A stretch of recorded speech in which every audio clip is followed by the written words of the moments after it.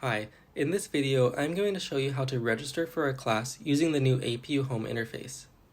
On the left-hand side menu, click on the Enrollment drop-down and then select Class Search. I'm just going to search for any business class that is available this semester. If you'd like to be more specific with your search, you can view additional filters by selecting the More Filters option over here on the right. Now, when I click on Search, I get a list of every business class that is offered this summer. On the right-hand side, the status column tells me how many open seats are left for each class. For example, I can see that Business 296 has 13 seats remaining.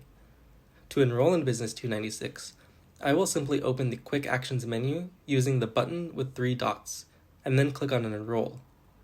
If you have a permission number or if a waitlist is required, go ahead and select those options before continuing. Be sure to read this agreement carefully, as it is basically a promise that you will pay for your class once you've enrolled. Click Agree and then Enroll, and you have successfully enrolled in your class.